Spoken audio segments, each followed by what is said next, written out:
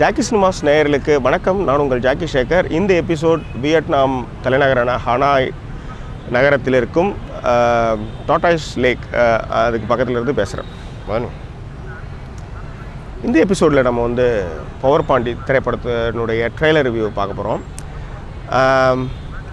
இந்த ஏரியாவில் இந்த இடத்துல அந்த ட்ரெய்லரை நான் பார்த்ததில் எனக்கு ரொம்ப சந்தோஷம்.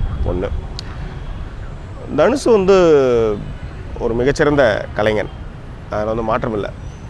பட் நான் எப்பயுமே வந்து ஒரு கலையையும் கலைஞனுடைய விஷயத்தையும் பர்சனலையும் நான் என்றைக்கும் போட்டு குழப்பிக்கின்றே கிடையாது. அது அவருடைய பர்சனல், அவர் அதில் என்ன வேணாலும் இருக்கலாம், எப்படி வேணாலும் இருக்கலாம். பட் எனக்கு அதை பற்றி கவலை இல்லை. திரையில் காமிக்கிறது மாதிரி தான் வந்து நல்லவனாக தான் இருக்கணும், அப்படி நல்லவனாக நடித்து முதலமைச்சராகி என்னெல்லாம் பண்ணாங்கலாம் நம்மளுக்கு தெரியாமலாம் கிடையாது.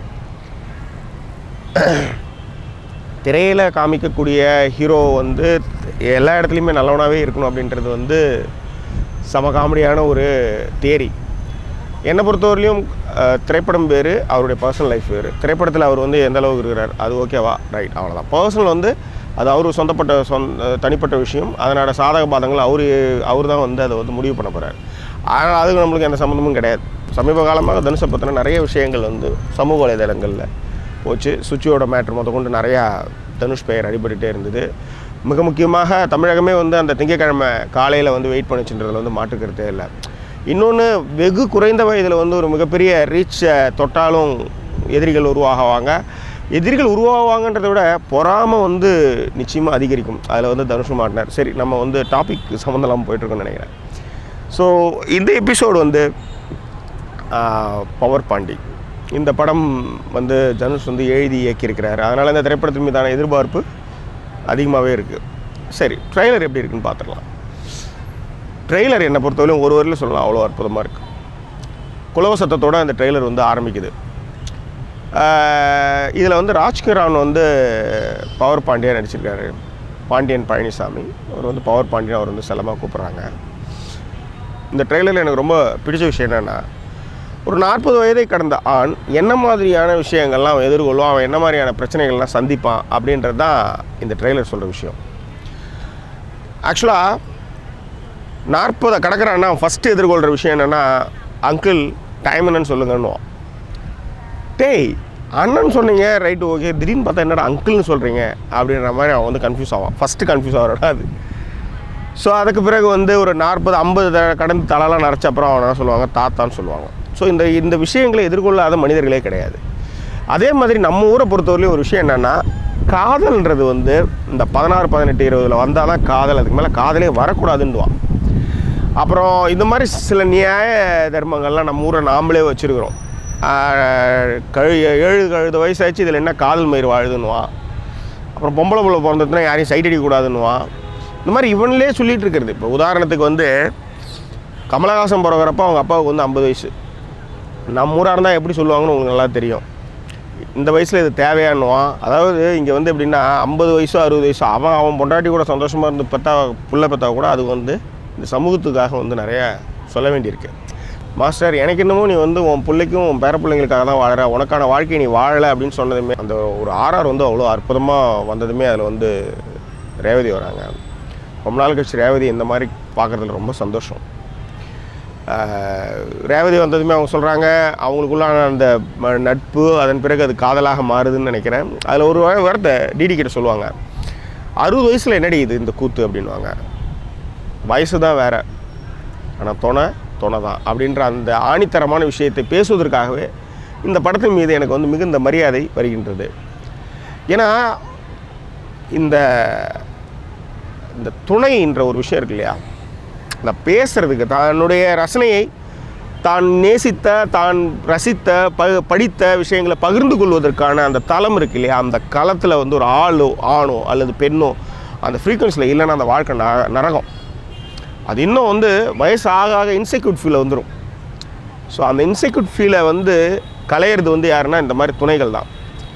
பார்த்தீங்கன்னா நல்லா இருப்பாங்க ஹஸ்பண்ட் அண்ட் ஒய்ஃப். திடீர்னு பார்த்தா அதில் ஒரு ஆள் வந்து அந்த வயசில் வந்து டக்குன்னு பார்த்தா ஒரு 60-70 வயசில் டப்புன்னு அந்த பொம்பளையோ இல்லை அந்த ஆம்பளையோ செத்துருவான். அதுக்கப்புறம் அவங்க அந்த வாழ்க்கையை நடைபெறமான மாதிரி அவங்க ஃபீல் பண்ண ஆரம்பிப்பாங்க. ஏன்னா அந்த பகிர்தல் என்பது ரொம்ப முக்கியமான விஷயம்.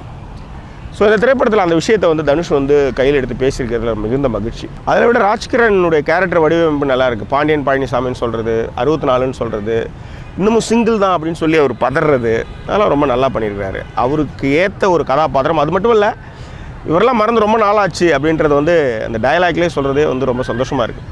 இவரெல்லாம் மறந்து ரொம்ப நாளாச்சு மச்சான், அவரெல்லாம் அவுட் ஆஃப் கவரேஜ் ஏரியான்ற மாதிரி சொல்லி அதுக்கு வந்து அவர் வந்து என்ட்ரி கொடுக்குறது வந்து ரொம்ப நல்லாயிருக்கு. உனக்கெல்லாம் லவ் பற்றி என்ன தெரியும் அப்படின்னு சொன்னதுமே, நான் லவ் பண்ணலன்னு யார்டா உனக்கு சொன்னது அப்படின்னு சொல்கிறது, போய் படிக்கிற வேலையை பாரு அப்படின்னு சொல்கிறது, இந்த மாதிரி விஷயங்கள்லாம் ரொம்ப அற்புதமாக அவர் பண்ணியிருக்கிறாரு. பிரசன்னா அண்ட் சாயா சிங்கோட குழந்தைங்கள தான் வந்து பவர் பாண்டி வந்து தான் பேர பிள்ளைங்களை நினச்சி வளர்க்குறாரு. ஆனால் படத்தில் வந்து நான் சிங்கிள்ன்றார். அப்போ பிரசன்னா சாயா சிங் 2 பேர் யார்? அது இல்லாத இதில் மடோனா செபஸ்டியன் நடிச்சிருக்காங்க. அது என்ன கதைன்னு தெரியல.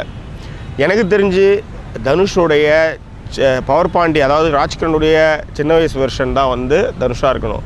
அவருக்கும் மடோனா செபஸ்டியனுக்கும் ஒரு லவ், அதில் இருக்கிற ஒரு பிரிவு, அதனால் ஒரு திருமணமே செய்து கொள்ளாத நடுவில் வந்து பிரசன்னா அண்ட் சாயா சிங் அந்த அவங்களுடைய வாழ்க்கையோடு இவங்க வந்து ட்ராவல் ஆகிற மாதிரியான ஒரு விஷயம். ஸோ இதுதான் எனக்கு தெரிஞ்சு இந்த ட்ரெய்லர் சொல்கிற ஒரு விஷயம்.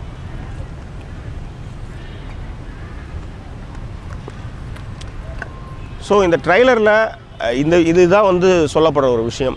வழக்கம் மாதிரி தனுஷோட ஆஸ்தான கேமராமேன் வேல்ராஜன் திரைப்படத்திற்கு வந்து ஒளிப்பதிவாளராக இருக்கார். அதை விட ஷான் ரோலன் வந்து இதுக்கு வந்து மியூசிக் பண்ணியிருக்கிறாரு. மிக முக்கியமாக ஆர்ஆர் ரொம்ப நல்லாயிருக்கு. 2 பாட்டுமே வந்து ரசிக்கிற அளவுக்கு வந்து இதில் இருக்குது. ஸோ என்னை பொறுத்தவரையிலையும் பவர் பாண்டி வந்து என்ன சொல்கிறது, ஒரு புது, நான் சொன்னேன் இங்கே ரேஸே கிடையாது, எல்லாம் ஸ்லோவாக போகிறானுங்கன்னு நினச்சிட்டு இருந்தேன். ஒருத்தன் போகிறான் பாருங்கள், ஸ்பீடாக ஒருத்தன் போகிறான். ஆக்சுவலாக வியட்நாமில் 40 கிலோமீட்டர் ஸ்பீடுக்கு மேலே எவனுமே போக மாட்டான். எல்லாம் பொறுமையாக தான் போகிறான். அவசரன்றதே கிடையாது, ரொம்ப ரிலாக்ஸாக போகிறானுங்க. காரணம்னா ஏற்கனவே ஏகப்பட்ட போரில் வந்து அவசரமாக போய் உயிரிழப்புலாம் பண்ணி ஒரு ரிலாக்ஸான வாழ்க்கையை வாழணும் அப்படின்ட்டு வியட்நாமிஸ்லாம் நினைக்கிறாங்க. ஸோ அதனால் 40 கிலோமீட்டர் ஸ்பீடுக்கு மேலே யாருமே போகல. பார்த்தா இன்றைக்கி ஒருத்தன் ஸ்பீடாக போகிறான். அதாவது வந்த ஒரு 48 மணி நேரத்தில் ஒரே ஒருத்தவன் தான் ஸ்பீடாக போகிறான். நம்ம ஊர்லாம் அப்படி எல்லாம் பறப்போம். ரைட்டு. ஸோ இந்த பவர் பாண்டி திரைப்படம் வந்து நிச்சயமாக ஒரு மிகப்பெரிய வெற்றியை கொடுக்கும்னு நினைக்கிறேன். அதை விட இந்த திரைப்படம் பேசக்கூடிய விஷயங்கள் ரொம்ப கனமான விஷயங்கள். ஒரு மெச்சூர்டான ஒரு ஆள் கையில் எடுத்து செய்யப்படுற விஷயங்களை வந்து தனுஷ் எடுத்து செய்கிறதுல வந்து மகிழ்ச்சி. இந்த பவர் பாண்டி திரைப்படம் மிகப்பெரிய வெற்றியை அடைந்து தமிழ் திரையுலகில் தனுஷ்க்கு வந்து ஒரு நிரந்தர இடத்தை கொடுக்கணும்னு நான் நினைக்கிறேன். அதற்காக ஜாக்கி சினிமா சார்பாக நம்மளுடைய வாழ்த்துக்களை தெரிவித்துக் கொள்கின்றோம். வேறு என்ன, வியட்நாமின் தலைநகர் ஹனாய் நகரத்தில் உள்ள டாடா லேக்கிலிருந்து உங்களுக்காக ஜாக்கி சேகர். மீண்டும் வேறொரு எபிசோடில் உங்களை நான் சந்திக்கிறேன். அதுவரை நன்றி கூறி விடைபெறுவது உங்கள் ஜாக்கி சேகர். நன்றி, வணக்கம். ஜாக்கி சினிமாஸ் நேயர்களுக்கு எனக்கு என்னென்னா, இந்த ட்ரெய்லரில் எனக்கு ரொம்ப பிடிச்ச விஷயம், 40 கடந்த ஒரு ஆண் என்ன மாதிரியான விஷயங்களை எதிர்கொள்வான் அப்படின்றது வந்து மிக அழகாக இந்த ட்ரெய்லரில் எனக்கு பிடிச்ச ரொம்ப. அவங்க மனைவி கூட சந்தோஷமாக இருந்து பெற்ற பிள்ளைக்கே வந்து அவர் வந்து சமூகத்தில் வந்து பதில் சொல்ல மாதிரியான சூழல்கள்லாம் இங்கே நிறைய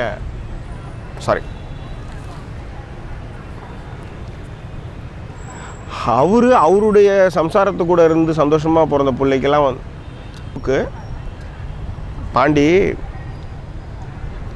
மாஸ்டர் உன் பிள்ளைங்களுக்காகவும், மாஸ்டர் உன் பேர பிள்ளைக்கும், மாஸ்டர் பேர பிள்ளைக்கும் உன் பிள்ளைக்கும் அவனை வாழற வாழ்க்கை